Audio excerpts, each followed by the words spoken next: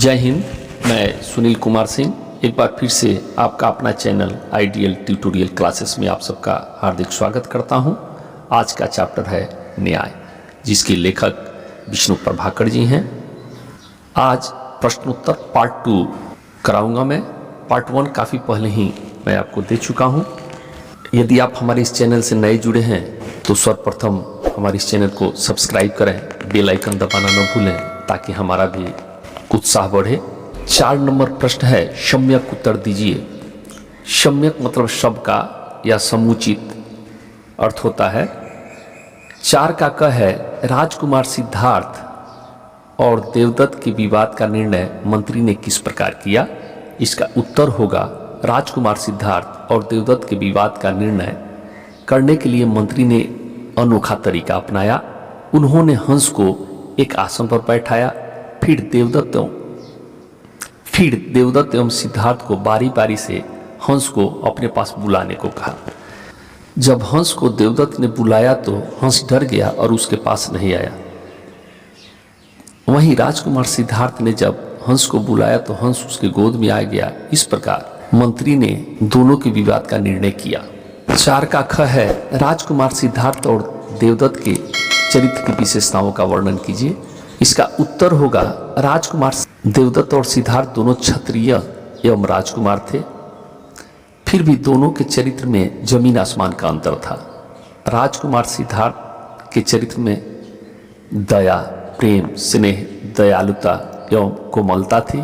वहीं देवदत्त के चरित्र में हिंसा, क्रूरता, निर्दयता एवं कठोरता से भरा हुआ था। एक तरफ सिद्धार्थ के चरित्र में कोमलता थी तो दूसरे तरफ देवदत्त के चरित्र में क्रूरता से परिपूर्ण था। ग है, अगर आप राजकुमार सिद्धार्थ की जगह होते तो क्या करते। इसका उत्तर होगा, यदि मैं राजकुमार सिद्धार्थ की जगह होता तो राज्य में एक सख्त कानून बनवाता ताकि कोई भी व्यक्ति पशु पंछियों की हत्या न कर पाए। इसके लिए एक कठोर सजा का प्रावधान रखवाता। साथ ही लोगों में एक जागरूकता लाता ताकि लोग समझ जाएं, हर जीवों पर दया करना अपना कर्तव्य समझें और इन जीव जंतुओं की हत्या को पाप समझें। घ है, मंत्री द्वारा विवाद का निर्णय होने के बाद देवदत्त की क्या प्रतिक्रिया हुई। इसका उत्तर होगा, मंत्री द्वारा विवाद का निर्णय होने के बाद देवदत्त कश्मोकश में पड़ गया। वह अपने आप से काफी शर्मिंदा महसूस कर रहा था, सिर झुकाए खड़ा था। उसके समझ में नहीं आ रहा था कि यह निर्णय राजकुमार सिद्धार्थ के पक्ष में कैसे चला गया। उसे यह निर्णय ही गलत लग रहा था। ये फैसला उसके समझ से परे था। अंगा है, मंत्री द्वारा विवाद का निर्णय होने के बाद सभा में क्या प्रतिक्रिया हुई। मंत्री द्वारा विवाद का निर्णय होने के बाद सभा में हर्षोल्लास से जय जयकार होने लगी। महाराज और मंत्री मुस्कुरा रहे थे। मंत्री के इस निर्णय का सबने स्वागत किया। सबने मंत्री के इस निर्णय की भूरी भूरी प्रशंसा की। सभा में मौजूद समस्त लोग भाव विभोर हो गए थे। च है, मंत्री द्वारा किए गए निर्णय को क्या आप न्याय संगत मानते हैं। इसका उत्तर होगा, मंत्री द्वारा किए गए निर्णय को मैं पूर्ण रूप से न्याय संगत मानता हूँ, क्योंकि सभी जीवों को जीने का अधिकार है। यदि हम किसी की जान बचा नहीं सकते तो उसे मारने का कोई अधिकार नहीं है, एवं मारने वाले से बचाने वाला बड़ा होता है। इसलिए यह फैसला पूर्ण रूप से न्याय संगत है।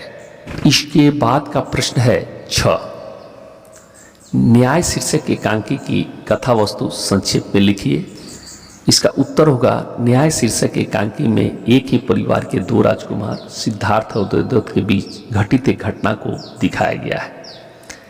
एक दिन देवदत्त एक उड़ते हुए हंस को तीर से घायल करके गिरा देता है और राजकुमार सिद्धार्थ उस हंस का मरहम पर टिप करके उसकी रक्षा करते हैं। सिद्धार्थ से देवदत्त हंस मांगता है क्योंकि उसने हंस को मार गिराया था, किंतु राजकुमार उस हंस को देने से इनकार कर देते हैं क्योंकि उन्होंने उस हंस की जान बचाई थी। यह विवाद राज दरबार में चला जाता है। राजा इसका निर्णय मंत्री से करने को कहते हैं। मंत्री उस हंस को एक आसन पर बैठा देता है एवं दोनों राजकुमार देवदत्त एवं सिद्धार्थ को बारी बारी से उस हंस को अपने पास बुलाने को कहते हैं। जब देवदत्त उस हंस को बुलाता है तो हंस डर जाता है और उसके पास नहीं जाता, किंतु राजकुमार सिद्धार्थ के प्रेम भरे वचनों को सुनकर एवं उनके स्नेह को देखकर हंस सिद्धार्थ की गोद में आ जाता है। इसके बाद मंत्री सिद्धार्थ के पक्ष में फैसला सुनाते हैं। सभा में मौजूद सभी लोग भाव विभोर होकर मंत्री की इस फैसले का भूरी भूरी प्रशंसा करते हैं। इस प्रकार इस एकांकी में अहिंसा और करुणा की जीत दिखाई गई है। पांचवा प्रश्न है, सप्रसंग व्याख्या कीजिए। 5 का क है, क्षत्रिय अपना आखेट नहीं छोड़ सकता, परंतु क्षत्रिय शरणागत को भी धोखा नहीं दे सकता। कोई भी व्याख्या करना हो तो उसका पहले प्रसंग लिखते हैं, फिर संदर्भ, फिर व्याख्या। इसका उत्तर होगा, प्रस्तुत पंक्ति हमारे पाठ्य पुस्तक अमर भाग 2 के अंतर्गत न्याय नामक शीर्षक एकांकी से लिया गया है। इसके एकांकीकार विष्णु प्रभाकर जी हैं। इसका संदर्भ होगा, इस पंक्ति के द्वारा एकांकीकार विष्णु प्रभाकर जी क्षत्रिय धर्म को दिखाने का सफल प्रयास किए हैं। इसका व्याख्या है, न्याय नामक एकांकी में देवदत्त एक हंस को तीर से घायल कर देता है। राजकुमार सिद्धार्थ उस हंस का सेवा करके उसकी जान बचा लेते हैं।